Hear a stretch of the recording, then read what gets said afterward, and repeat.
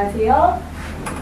안녕하세요. 네, 오늘도 승소판결문과 함께합니다. 변호사의 테크닉 시즌2 승소판결문 전격 분석 이렇게 하면 승소한다 두 번째 시간입니다. 오늘 함께해 주실 두 분 먼저 인사 부탁드립니다.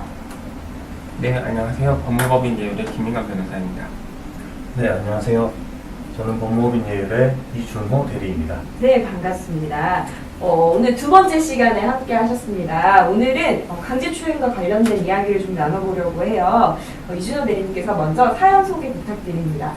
네, 직접 저희가 진행했던 실제 사례인데요.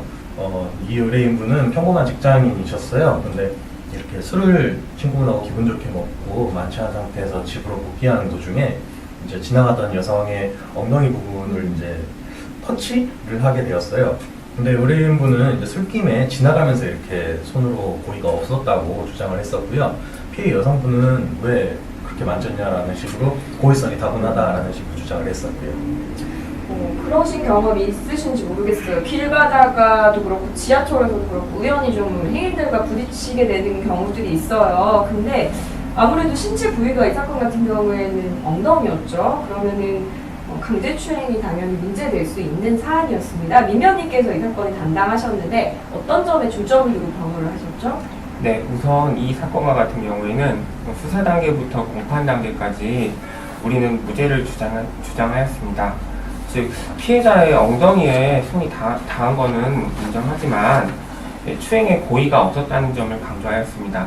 일단은 범죄가 성립하려면은 단지 어떤 객관적인 행위가 있었다는 것뿐만 아니라 그에 대한 어떤 주관적인 고의가 있을 것도 요하기 때문에 저희로서는 이 상황에서 추행의 고의가 없다는 점을 집중적으로 주장한 것입니다. 한편 또 피해자 입장에서 보면은 불쾌감을 느낀 것도 사실이었기 때문에 우리는 동시에 피해자 측에 대해서 이에 대한 진지한 사과와 합의를 도출하였습니다. 이 사건에서 검찰이 최초의 벌금 200만 원을 구형을 했었습니다. 근데 선고가 혹시 어떻게 됐었죠? 네, 이 사건에서 피고인은 동종 전과가 전혀 없었고 또 수사 단계에서 공판 단계에서 피해자와 합의가 있었으며 또 진지하게 반성하고 있는 점 등 여러 가지 사정이 종합되어 결국 선고유예 처분을 받게 되었습니다. 네, 말씀 감사합니다. 선고유예 처분의 경우에는 선고유예 받은 날로부터 2년이 경과하면 면소된 것으로 간주하게 됩니다. 그리고 신상정보가 등록이 되더라도 이때부터는 신상정보 등록도 면제가 되게 됩니다. 피고인은 실제 이 사건에서 선고유예 처분의 결과가 나온 거에 대해서 굉장히 만족했던 사안이었습니다. 오늘은 두 번째 시간으로 우리 강제추행에 대해서 선고유예 받은 사건을 한번 알아보았습니다. 판결문 내용이나 좀 구체적인 것들이 궁금하신 분 아니면 또 유사한 사안으로 곤란함을 겪고 있는 피해자분이든 피의자분이든 법률 상담을 원하시는 분이면 이쪽 상단에 저희 전화번호가 나가고 있습니다. 이쪽으로 연락해 주시면 저희가 또 친절하게 대응 방법을 안내해 드리도록 하겠습니다. 두 분 오늘 함께 하신 소감 어떠셨어요?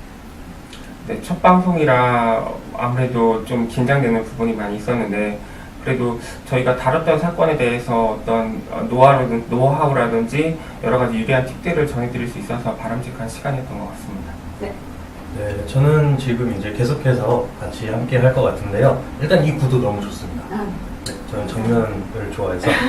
그리고 일단은 제가 이런저런 거를 진행하면서 제가 변호사님한테 넘길 때도 있고 전화가 온다면 변호사님한테 넘겨드릴 때도 있고 제가 직접 할 때도 있는데 최대한 도움될 수 있게 정확한 정보 전달해 드릴 테니까 전화 주시면 친절하게 상담해 드리겠습니다. 네, 두 분 모두 너무 감사합니다. 귀한 시간 내주셔서 감사하고 또 이번 한 주도 행복하게 보내시고 우리는 다음 주 이 시간에 뵙도록 하겠습니다. 자, 인사드리겠습니다.